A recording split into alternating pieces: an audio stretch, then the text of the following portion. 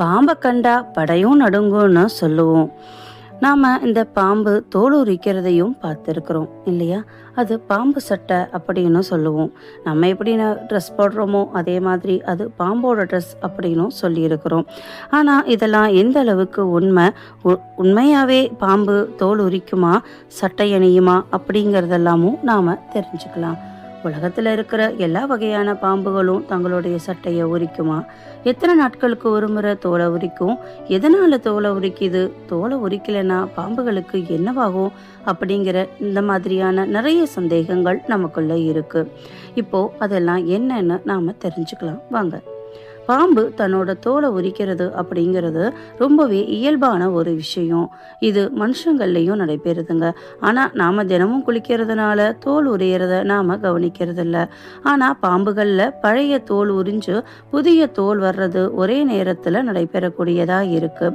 பழைய தோலுக்கு அடியில் புதிய தோல் உருவாகியதுக்கு அப்புறம் பழைய தோலை அது உரிச்சு போட்டுடுது. இதைத்தான் நாம் பாம்பு சட்டைன்னு சொல்கிறோம். நாம் கொஞ்சம் வளர்ந்ததுக்கு அப்புறம் நம்ம ஏற்கனவே போட்டுக்கிட்டு இருந்த ஆடைகள் எல்லாம் நமக்கு பத்தாமல் போகும். அப்போது நமக்கு ஏற்ற மாதிரி புதிய ஆடைகளை நாம் தச்சு போட்டுக்கிறோம். அதே மாதிரி பாம்பு உடல் மீது இருக்கக்கூடிய தோல் இறுக ஆரம்பிக்கும் போது அதற்கு அடியில் புதிய தோல் உருவாகுது. அதுக்கப்புறம் அது அந்த பழைய தோலை உரிச்சு போட்டுடுது. பாம்பு உயிர் வாழ்கிற வரைக்கும் இது சிறிது சிறிதாக வளர்ந்துக்கிட்டே இருக்கும். அதனுடைய உடல் வளரும்போது அதனுடைய தோல் இயல்பாகவே இறுக தொடங்க ஆரம்பிக்குது. இது மனிதர்கள்லையும் நடைபெறக்கூடியதா இருக்கு. இறுகி போன தோலை பாம்பு தன்னுடைய உடல்ல இருந்து உதிர்த்து கொள்ளும். பாம்பு தன் தோலை உரிக்க நினைக்கும் போது ஒரு சொரசொரப்பான இடத்துல தன்னுடைய தலையை தேய்க்க தொடங்கும். அப்போ தோல்ல விரிசல் உண்டாகும். அதுல இருந்து பாம்பு தன்னுடைய உடலை வெளியே கொண்டுட்டு வந்துடும். பழைய தோலை முற்றிலுமா உரிச்சு புதிய தோலை அது போட்டுக்கும். நுண்ணுயிரிகள் மற்றும் மாசு காரணமா அடர்த்தியா இருக்கக்கூடிய தோலை அகற்றுறது தான் தோல் உரித்தல் அப்படின்னு சொல்றாங்க. குறிப்பிட்ட காலத்துல ஒரே நேரத்துல பாம்பு தன்னுடைய முழு தோலையும் உரிச்சிரும். இந்த நடைமுறை பாம்புகளுக்கு நுண்ணுயிரிகள் மற்றும் மாசு இதுல இருந்து எல்லாம் பாதுகாத்து கொள்றதுக்கு உதவியாகவும் இருக்கு. பாம்பு தன்னுடைய உடல்ல புதிய தோல் உருவாகி இருக்கு அப்படின்னு உணரும் போது அது உடனே பழைய தோலை உரிச்சுக்க முயற்சி பண்ணும். ஏன்னா புதிய தோல் அதனுடைய கண்களுக்கு அருகில உருவாகி இருக்குமா. இதன் காரணமா பாம்புனால சரியா பார்க்க முடியாது. அதனுடைய கண்கள் நீல நிறமா மாறிவிடும். உடனே அது தன்னுடைய பழைய தோலை அகற்ற நினைக்குமா.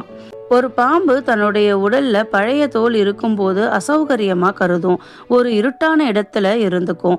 யாரையும் தாக்காது. அந்த நேரத்துல அதை தொந்தரவு செஞ்சா பாம்பு தாக்க முற்படும்.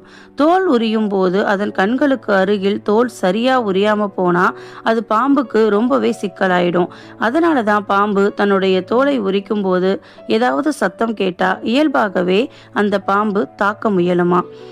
இன்னும் பார்த்தீங்கன்னா உலகில் இருக்கக்கூடிய அனைத்து விதமான பாம்பு வகைகளும் தன்னுடைய தோலை உரிக்கும். 2 அல்லது 3 வாரங்கள் ஆன பாம்பு மாதத்துக்கு 3 அல்லது 4 முறை தன்னுடைய தோலை உரிக்குதாம். சற்று வயதான பாம்புகள் வருடத்திற்கு 1 அல்லது 2 முறை தோல் உரிக்குமா. பாம்புகள் எத்தனை முறை தோலை உரிக்கும் என்று குறிப்பிட்ட எண்ணிக்கை எதுவுமே கிடையாதுங்க. பாம்பு சாப்பிடும் உணவு, அதன் இருப்பிடம், அங்க இருக்கக்கூடிய வெப்பம் மற்றும் ஈரப்பதம் இதனுடைய அடிப்படையில எத்தனை முறை தோலை உரிக்குது அப்படிங்கிறது மாறுபடும். கண்கள் முதல் வால் வரை உடம்புல உள்ள தோலை ஒட்டுமொத்தமா ஒரே நேரத்துல உரிச்சு கொள்ளக்கூடிய ஒரே உயிரினம் பாம்பு. பாம்பு தோலை உரிக்கிறது மிகவும் இயல்பான ஒரு விஷயம். ஒரு பாம்பை தோலை உரிக்கல அப்படின்னா அதுக்கு உடல்நலம் சரியில்லை அப்படின்னு நாம தெரிஞ்சுக்கலாம். தோல் உரியாம பாம்பு சுறுசுறுப்பா இருக்காதுங்க. பாம்புக்கு தோல் நோய்கள் ஏற்பட வாய்ப்புண்டு. சரியா உணவு சாப்பிடாது. இப்படியே தொடர்ந்துச்சு அப்படின்னா அது பாம்பினுடைய உயிருக்கே கூட ஆபத்தா முடியும். பாம்பு தோல் உரிக்கும் போது மட்டும் அதுக்கு உதவி செய்யறோங்கிற எண்ணத்துல தயவு செஞ்சு யாரும் பக்கத்துல போயிடாதீங்க. பாம்பு நம்மளை தாக்குவதற்கான வாய்ப்புகள் அதிகம் உண்டுங்க. சரி நண்பர்களே, இந்த வீடியோ உங்களுக்கு பிடிச்சிருந்தா லைக் பண்ணுங்க, கமெண்ட் பண்ணுங்க, ஷேர் பண்ணுங்க, மறக்காம சப்ஸ்கிரைப் பண்ணுங்க ஃப்ரெண்ட்ஸ். நன்றி, வணக்கம்.